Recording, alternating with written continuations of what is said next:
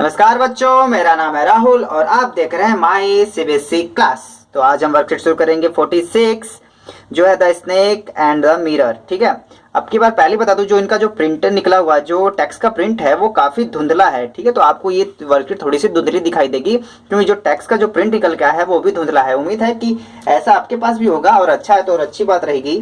तो चलिए इसे शुरू करने से पहले एक बार अपनी देख लेते हैं। स्नेक मतलब सांप एंड द मिरर, मिरर मतलब शीशा, आईना जिसे जिसे कहते हैं हम। तो इसे शुरू करने से पहले ये चीज कहाँ से आई है या सीबीएसई वालों ने हमें ऐसी शेप दिया है बिना किसी फेविकॉल के। तो स्टार्ट से देखते हैं। Support material 2020-21 class 9th English not fair sale. बेचोगे तो इधर बुलाए जाओगे आराम से और पीटे जाएंगे, वो बात की बात है। ठीक है, तो आपकी लिटरेचर की बुक है, प्रोज वीवी नाम से लिया गया है, किताब का नाम है। तो आप ये देखिए, द साउंड ऑफ म्यूजिक ये पढ़ चुके हैं, द लिटिल गर्ल ये पढ़ चुके हैं, द ट्रूली ब्यूटीफुल माइंड अभी हम पिछली बार हमने यही पढ़ा था और एक ही वर्कशीट में खत्म कर दी। यहाँ पे देखो, जबकि इसके लिए 2 से 3 वर्कशीट ली थी, याद है, लेकिन आप धीरे धीरे जल्दी जल्दी खत्म करते रहिए। और लिटिल गर्ल के लिए भी 2 वर्कशीट ली थी, लेकिन द ट्रूली ब्यूटी माइंड के लिए एक ही और the snake and the mirror इसके लिए भी एक ही दे दी। कोई बात नहीं। तो ये आपका इस प्रोज से लिया गया है, बीवी आपका बुक का नाम है, और the snake and the mirror यहाँ से, the snake and the mirror. तो पेज नंबर रिक्त स्थान तक भरना पड़ेगा, 66 to 69 तो भर लीजिएगा। तो एक बार पेज पढ़ के दिखाता हूँ, 66 to 69। 66 जिंगला ला ला ला हो, खुल गया। तो ये रहा आपका 66। तो the snake and the mirror, Vaikom Muhammad ji ने इसे लिखा हुआ है। वैल्यू पॉइंट्स तो लेसन 5 है आपका। तो इसमें तो बस बात ये मैं बताना चाहता हूँ कि जो भी चीज ये यहाँ से स्टार्ट है ना, लगभग वो आपका जो इसी वाले में दे दिया गया है। तो आप जो अगर मैं जो चीजें पढ़ रहा हूँ, अगर ये टेक्स्ट आपको समझ में नहीं आ रहा तो आप वीडियो को चलते रहने दीजिए और यहाँ से आप मिला सकते हैं। ठीक है, बिकॉज थोड़ा बहुत यहीं से लगभग ही रिलेटेड है, आप लोग मिलाते रहेंगे तब भी कुछ हद तक मिलता रहेगा। अगर आपको ये वर्कशीट धुंधली दिखाई दे रही है तो अगर आप यहाँ से भी देख सकते हैं, अगर साफ दिखाई दे रहा तो चलिए पढ़ना शुरू करते हैं। The snake and the mirror. तो स्नेक मतलब होता है सांप और मिरर मतलब होता है शीशा, आईना भी जिसे हम कहते हैं। आईना ही है, आयत नहीं। तो इस द नरेटिव स्टोरी है का लेखक अपने बारे में बता रहा है। द बैचलर, बैचलर मतलब जानते हो, बैचलर मतलब जो अकेला रहता है, जिसका शादी विवाह न हुआ हो। होम्योपैथिक डॉक्टर, ए भाई साहब बैचलर होम्योपैथिक डॉक्टर हैं। Who is telling his friends an incident, वो एक अपने इंसिडेंट के बारे में अपने दोस्त से बता रहे हैं। Which happened in his life, जो उसकी लाइफ में हुआ था। काफी इंटरेस्टिंग स्टोरी है, ध्यान से पढ़िएगा और मजा बहुत आएगा। Has a snake ever coiled itself round any part of your body, क्या तुम्हारे, हमने दोस्त से कह रहा है, क्या तुम्हारे किसी सांप ने तुम्हारी बॉडी पे जो हाथ की हथेली पर भी, हथेली कह रहा हूँ, हाथ पर किसी स्नेक ने कुंडली मारी है, जैसे ना कॉइल्ड मतलब कुंडली मारी, it self round the part of any body, किसी शरीर अंग पर। फुल ब्लॉक्ड कोबरा मतलब एक मतलब गहरे कोबरा ने कभी आपके साथ ऐसा कभी किया है? तो अपने दोस्त से ये चीज बोल रहा है। तो स्टोरी यहाँ से स्टार्ट होती है, ये क्वेश्चन है। अब देखो, शॉर्ट में 4 से 5 पैराग्राफ में स्टोरी और बड़ी होती है, लेकिन यहाँ पे 3 से 4 पॉइंट्स में समझाने की जल्दीबाजी, तो इस हिसाब से हम भी इसे समझने की कोशिश करेंगे। He began with his story, वो अपनी स्टोरी स्टार्ट करता है। When one night, एक रात, he returned to his rented room, जब अपने वह किराए कमरे में वापस आता है, काम करके बाहर से, डॉक्टर साहब है ना भाई साहब, एंड हियर्ड फ्लिमरियर साउंड्स, और वो कुछ जानी पहचानी सी आवाज सुनते हैं, ऑफ रैट्स, चूहों की, फ्रॉम अबव, जो ऊपर से आ रही है। तो डॉक्टर भाई साहब चूहों के साथ रहते हैं, बहुत अच्छी बात है। The room was not electrified, room electrified ही नहीं है भाई साहब, ये कौन से आदम जमाने के हैं क्या? So he lighted a kerosene lamp on the table, इसी वजह से वो केरोसिन की, जो केरोसिन का मतलब मिट्टी के तेल का एक लालटेन जला लेते हैं डॉक्टर साहब। The took off his back coat, ठीक है, ब्लैक कोट, अपने ब्लैक काले कोट को टुक ऑफ मतलब उतारते हैं, व्हाइट शर्ट को उतार देते हैं, एंड नॉट सो व्हाइट, जो बिल्कुल व्हाइट नहीं थी, वेस्ट एंड हग देम, और उसे किसी खूंटी पे, हंग मतलब टांगना, लटका देते हैं, टांग देते हैं। आगे क्या होता है इनके भाई साहब के साथ, 2 पढ़ते हैं। Letter when he could not sleep, मतलब उन्हें अभी नींद नहीं आ रही थी। ही टुक अ स्क्रोल आउटसाइड, उन्होंने एक चक्कर बाहर घूम के आ गए। And come back in the front of the mirror, और घूम के डॉक्टर साहब मिरर के सामने आ गए। ही बिगेन सेल्फ अप्रिसिएटिंग, अच्छा तो ये भाई साहब अपनी तारीफ करने लग गए। डॉक्टर साहब तुम तो ऐसे हो, डॉक्टर साहब तुम तो वैसे हो, डॉक्टर साहब तुम तो स्मार्ट हो, तुम तो सलमान खान दिखते हो। वैन बिगेन सेल्फ अप्रिसिएटिंग, अपने आप की तारीफ कर रहा था। हिमसेल्फ ऑफ हिज ब्यूटी, अपनी ब्यूटी की। And making plans for future, और फ्यूचर के प्लान्स बना रहा था। उम्मीद है ऐसे आप लोग बच्चे भी करते होंगे, लेकिन बोलते किसी से नहीं होता, सबके पास है, बताता कोई नहीं। ठीक है, कोई बात नहीं, हमने डॉक्टर की तो जान ही ली। ब्यूटी अपनी ब्यूटी के बारे में तारीफ करता है, फ्यूचर प्लान बनाता है शीशे के सामने बैठकर। He thought to marry a rich, एक शादी करने के बारे में सोचता है किसी अमीर से। बट अ फैट डॉक्टर, लेकिन वो एक मोटी होनी चाहिए। फैट डॉक्टर कौन सोचता है ऐसा, ये नेक्स्ट लेवल के डॉक्टर भाई साहब। ठीक है, फैट डॉक्टर होना चाहिए, वो एक मतलब अमीर होने चाहिए, और फैट मोटी डॉक्टर होनी चाहिए। Who would not be able to catch him, अच्छा जो वुड नॉट बी एबल, वो एबल ना हो, इस काबिल ना हो कि उसे पकड़ ले। If anything ever goes wrong, और कुछ भी वो गलत करता है तो उसकी जो डॉक्टर है मोटी, वो उसे पकड़ ना सके, इस वजह से वो मोटी होनी चाहिए और अमीर होनी चाहिए, ताकि अंधा पैसा उसके पास। The sound above had stop, अब देखो क्या होता है नेक्स्ट, एकदम सिचुएशन बदल गई। The sounds above had stopped at suddenly there was a thing sound behind him but he ignore it. The उसके क्या एकदम से जो साउंड होती है जो ऊपर से आती है सब स्टॉप हो जाए, रुक जाती है। सडनली देयर वाज अ थग, तो वहां पे एकदम से थग सी आवाज आती है। बिहाइंड हिम, उसके बगल में आती है ऐसा, बट ही इग्नोर इट, लेकिन वो उसे नजर अंदाज कर देता है, इग्नोर्ड। आगे आते हैं।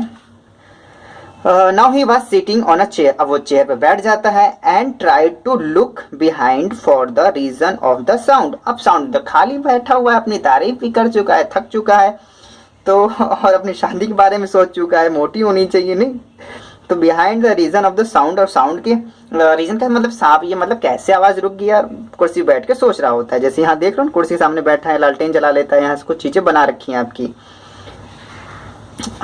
Suddenly a snake wriggled over the back of the chair and landed on his shoulder, एकदम से एक सांप सरसराता हुआ उसके ऊपर आता है, चेयर पर, लैंडेड हवाई जहाज की तरह लैंड कर जाता है, ऑन हिज शोल्डर, उसके कंधे पे शोल्ड कर जाता है। And recoiled itself around his left, और उसके लेफ्ट हाथ पर, आर्म अबव हिज एल्बो, और कोहनी तक उसके एकदम से काफी अच्छी तरह से लपेट जाता है।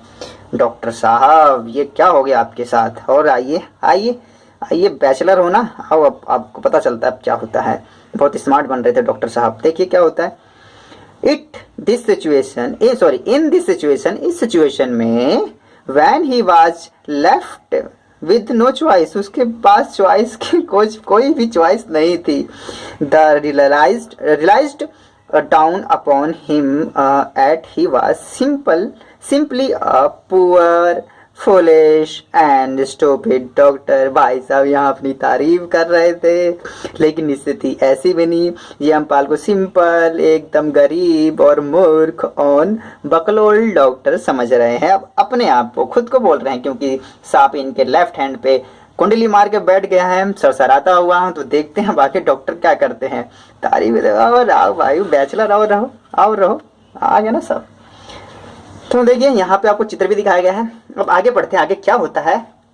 एट दैट वेरी मोमेंट, इस मोमेंट पे the snake turned and saw it reflection in the mirror. भाई क्या होता है कि ये तो जो ये अंकल थे, अंकल मतलब ये डॉक्टर थे, वो देख रहे थे मिरर में अपने आप को। क्या होता, सांप भी वहीं पे था। Snake turn and saw its reflection, और अपने रिफ्लेक्शन को देखता है शीशे में। It slowly unwound itself from his arm, और स्लोली उसके हाथ से उतरता हुआ मूव टॉवर्ड्स की तरफ चला जाता है, मिरर की तरफ वो चला जाता है। अच्छा वो सकता, अच्छा एक और सांप, आइए आइए। The doctor quietly got up from the chair, वो शांति से जल्दी से वहां से उठ जाता है। Went out of the door, और कमरे के बाहर भाग जाता है। And run out the house, और मतलब घर की तरफ से भाग जाता है। ही रीच्ड एट फ्रेंड्स होम, वो अपने एक दोस्त के घर पे पहुंचता है। गॉड फॉर नाइट, पूरे रात के लिए। अब तो कह रहा बता बता ऐसी ऐसी बात है भाई, ऐसी बचा ले बचा ले बचा ले, आ जाना तू आज। तो डॉक्टर काहे का डॉक्टर डर रहा है इतना। The next day when he went to collect his belongings, all he got was very vest only, देखो थोड़ा सा धुंधला दिखाई दे रहा है मेरे को भी यहाँ पे। Only everything else was stolen by someone thief. अच्छा, वो वापस जब अगले दिन सुबह आया तो बैचलर होम्योपैथिक डॉक्टर के सभी सामानों को चुरा लिया गया था। ठीक है, तो देखो स्टोलन बाय द थीफ, किसी चोर के द्वारा उसे चुरा लिया गया था। ठीक है, बस तो अब मुंह बना लिया होगा डॉक्टर साहब ने। जाइए पेशेंट को सुई लगाइए। I have never seen it scenes, तब से मैंने उसे अभी तक नहीं देखा। इट वॉज ए स्नेक, वह स्नेक था। Which was taken with it own beauty, जो अपनी ब्यूटी को शीशे में देख रहा था। अच्छा, तो डॉक्टर साहब अपनी ब्यूटी देख रहे हैं तो सांप को लगा वो ब्यूटी देख रहा था, और हो सकता है वो नागिन देख रहा उसमें। वो लगा दूसरी नागिन कहाँ से आ गई, हो सकता है वो अपना जुड़वा भाई समझ के देख रहा हो। लेकिन बुढ़ऊ तो है ना, ये बैचलर साहब को ब्यूटी देखना, उसको लगा सांप भी ब्यूटी देख रहा है। कोई बात नहीं, व्यक्ति अपने हिसाब से सोचता है। हाँ, तो इनके दोस्त, did you see the snake the next day doctor, क्या हुआ अगले दिन? और डॉक्टर साहब अगले दिन सांप का क्या हुआ, कुछ दिखाई दिया अगले दिन, कुछ मिला सांप? आप कह रहा है डिड यू सी स्नेक, क्या तुमने सांप को देखा? नेक्स्ट डॉक्टर को अगले दिन बोलते हैं हाँ क्या सांप का क्या हुआ और मजे उड़ लेते हैं दोस्तों का यही काम है, हो सांप का क्या हुआ। तो चलिए यहाँ पे आपकी वर्कशीट खत्म हो जाती है। एक डॉक्टर के बारे में था, तो बैचलर था बेचारा और मोटी वाइफ चाहता था, जो उसकी गलती वो उसे ना पकड़ पाए, कुछ ऐसा ही सीन था। तो चलिए इसको हम जल्दी से खत्म कर लेते हैं। हैंस, अच्छा तो ये पॉइंट तो रह गया, देखो ये वाला। Hence the doctor self discovered, इस प्रकार से डॉक्टर अपने आप को डिस्कवर करता दैट ही इज वेन, ये बस व्यर्थ है, and a foolish man, and बकलोल है इंसान है। It is moment of crisis, crisis मतलब समझ लो कि तंगी होती है कि जो हिसाब से, इस देखो तो क्राइसिस इस टाइम में चल रही है। जैसे कोरोना वायरस समय देखो कितने को रोजगार जा चुके हैं, उस टाइम पे किसी के पास पैसे नहीं, तो ये क्राइसिस का ही टाइम है। तो इसी प्रकार तंगी, it was moment of crisis which help him realize that he is poor, और इस क्राइसिस के टाइम पे उसे ये बात रियलाइज महसूस हो जाती है, ही वाज, वो पुअर है, मूर्ख है, और बिल्कुल बकलोल तो है ही। ठीक है, इससे पहले अपने आप को क्या क्या स्मार्ट में समझ रहा था, लेकिन यहाँ से उसको अपने आप को इस प्रकार से रियलाइज हो जाता है। तो कहने मतलब कहानी का ये अर्थ निकल के आता है, किसी को भी ओवर स्मार्ट नहीं समझना चाहिए। स्थिति परिस्थिति के अनुसार, सिचुएशन के अनुसार हमेशा हर चीज बदलती रहती है। तो ठीक है, on a base of your reading the story answer the following question. जैसे हमने इस अनसीन पैसेज को, अनसीन आपके लिए अनसीन ही होगा, फिर भी जैसे हमने स्टोरी पढ़ी है उसके बिहाफ पे हम इससे नीचे आंसर देंगे। A B C D E F G, उसमें से निकले ए एच जी एच। तो ठीक है, तो उसमें से जी और एच आपको मतलब एच तक बताना है। तो ए है, why did the narrator light the kerosene lamp, उससे कैरोसिन लैम्प क्यों चलाया? ये थक के आया था, अंधेरे हो गया था और क्या। तो थोड़ा सा आपका मैंने बुक में से लिखा हुआ है, टेंशन लेने वाली बात नहीं, थोड़ा सा अगर एक्स्ट्रा दिख जाए तो। The narrator had a light the kerosene, देखो याद रखना के स्मॉल के बनाते हैं, क्योंकि ऑफलाइन में पढ़ाता हूँ तो बच्चे कहते हैं ये क्या लिखा हुआ आपने, ये तो आर लग रहा है, आर नहीं है, ये के स्मॉल के इसी प्रकार से बनाया जाता है। कैरोसिन मतलब मिट्टी का तेल, ये तो पता ही होगा ना, मिट्टी का तेल। Lamp because it was 10 o'clock, 10 बज चुके थे, and it was very dark, और काफी अंधेरा हो चुका था। And the room did not have electricity, और वहां पे इलेक्ट्रिसिटी नहीं थी। काफी इजी है ना, मस्त है। What familiar sounds did the narrator hear in his room? जो नरेटर मतलब उसकी जानी पहचानी सब इनको कौन सी लगती है? चूहों की थी, डॉक्टर साहब चूहों के साथ रहते थे ना। It was a familiar noise like that, उस एक जानी पहचानी सी ही थी, of the rats, चूहों की थी, that live in his room, जो उसके कमरे में रहते थे। किसके? अंकल के? अरे नहीं, डॉक्टर अंकल के। तो सी हो गया। D, suddenly the sound above stopped, ठीक है, नहीं ये वाला ना, सी पढ़ेंगे अभी, सी वाला। What was the narrator doing in front of mirror? अरे तो अंकल जी ये सामने बैठ के अपनी तारीफें कर रहे थे और अपनी सगाई के बारे में बातचीत कर रहे थे मोटी। मोटी औरत पारे जो उनकी गलती को ना पकड़ पाए, तो फिर भी मैंने देखो छोटा सा बना के लिखा, अगर आप बड़ा बना के लिख सकते तो कोई दिक्कत नहीं है। The narrator was appreciating himself of beauty and making his plan for future, और फ्यूचर का प्लान बना रहे थे। अगर आपको और ज़्यादा बड़ा करके लिखना है तो यहाँ पे देखो दिया गया है, तो फ्यूचर प्लान तो बना ही रहे थे, वुड बी, ठीक है, ये for future plan he thought of marry of reaching, मतलब इसे वहाँ पे ये भी सोच रहा है, अगर बढ़ा के लिखना है तब यहाँ से लिख सकते हैं आप, ठीक है। रीचिंग मतलब एक अमीर औरत से वो लेकिन डॉक्टर हो, मोटी हो, would be not be able to catch him, जो उसे उसकी गलती पर ना पकड़ पाए। आगे एक लाइन और लिखी तो वहाँ से आप इसे बना के लिख सकते हैं, ठीक है। तो ये आपका हो गया सी तक। अब हमने पढ़ने जा रहे कौन सा, D for danger. D, suddenly the sounds above stopped, अचानक साउंड क्यों शांत हो गई। Why do you think the sounds stops, तो क्या बात है कि जब सांप वहाँ पे चूहे रहते थे, अगर वहाँ पे आपने देखा कहानी में सांप आ गया तो सांप और चूहे एक दूसरे को देख के शांत हो गए होंगे, तो चूहे शांत हो गए होंगे बेचारे। The sound stopped because the snake fall from the roof, क्योंकि वो छत पे जब नीचे गिरा तो चूहे देख के शांत हो गए होंगे उसके। Of the house with a thug, ठग की आवाज के साथ, as if a rubber tube had fallen to the ground, जैसे कि एक रबर ट्यूब ऊपर से नीचे छपाक से इसी हिसाब से गिरती है ना, से गिरती है, तो इसे लगा यही है। और ये अचानक से आवाज। और दूसरा क्वेश्चन ये है कि why do you think the sound stopped, अगर मेरे हिसाब से साउंड क्यों रुकी होगी, तो मुझे ये लग रहा है I think the sound stop हो गई थी व्हेन द स्नेक अपीयर्ड, जब प्रकट हुआ होगा, प्रकट होना ही होता है, in the front of the doctor, जब डॉक्टर के सामने सांप आया होगा तब सब सारी चीजें एकदम से शांत होंगी। तो दोनों ओपिनियन आपको देना है, ये मेरे हिसाब से, ये आपका पोएम के हिसाब से है। तो क्या है आपका डी। अब क्या पढ़ेंगे ये ई। What did the narrator realise at the time of crisis, इस तंगी के टाइम पे उसे क्या रियलाइज आता है। वो बिल्कुल से देखो लास्ट में रियलाइज यही आता है, realize the poor foolish and the stupid, ठीक है। At the time of crisis the narrator realize that he is poor, काफी गरीब है, मूर्ख है, और स्टूपिड पर्सन, और काफी बकलोल पर्सन है, ठीक है। उसके बाद एफ पे आते हैं। F, have you ever seen an animal took into a mirror, ठीक है।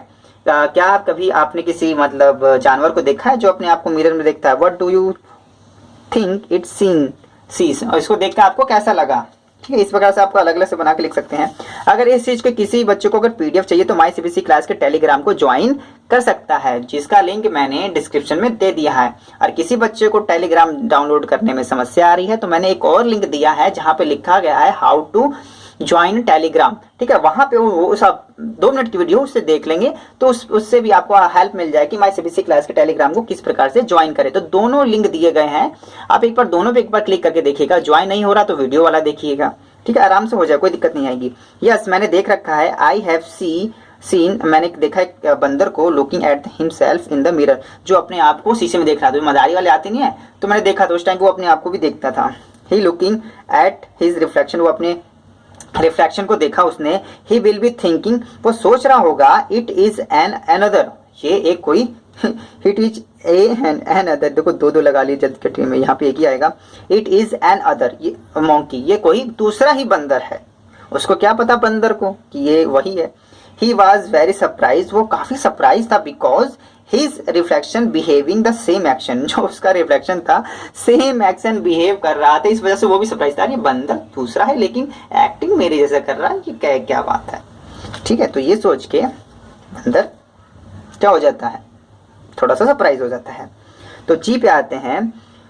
रिंगल लैंडेड सिटिंग एट लुक और आर ऑल, ये सब क्या है। देखो सीधी सी बात है, ये सब आपका जो रिंगल मतलब होता है आपका सरसराता हुआ, ठीक है। लैंडेड मतलब लैंडेड ईडी लगा रखा है, आईएनजी लगा रखा है, ठीक है। तो ये समझिए ये सब क्या है, आपके वर्ब ही हैं, आपके जो क्रियाएं हैं, जो क्रियाएं हो रही हैं। तो ये वर्ब पे टिक मारिएगा। Which of the giving below word of the antonym of crisis, देखो साइनोनियम होता है समान अर्थ, एंटोनियम होता है उल्टा। तो इसका था तंगी, ठीक है, बदहाली, ठीक है। इसका हो जाएगा आपका पीस, इसका उल्टा। एंटोनियम मतलब होता है उल्टा, ठीक है। तो इसका आंसर ये है, जी का वर्ब्स आएगा, एच का पीस आएगा। पीस मतलब आपकी शांति होती है। ठीक है, माई सीबीएसई क्लास की वीडियो में आज के लिए इतना ही। अगर इसको पीडीएफ चाहिए तो माई सीबीएसई क्लास के टेलीग्राम को आप ज्वाइन कर सकते हैं। वहाँ पे मैंने एक और ग्रुप बनाया है जहाँ पे आपके एक एक नंबर वाले क्वेश्चन आपके रिवीजन कराए जाएंगे, ताकि आपको पीछे का रिवीजन होता रहे। MCQ टाइप में कराए जाएंगे और काफ़ी आपको करने में मज़ा भी आएगा। तो माई सीबीएसई क्लास की इस वीडियो देखने के लिए धन्यवाद। जय हिंद, जय भारत।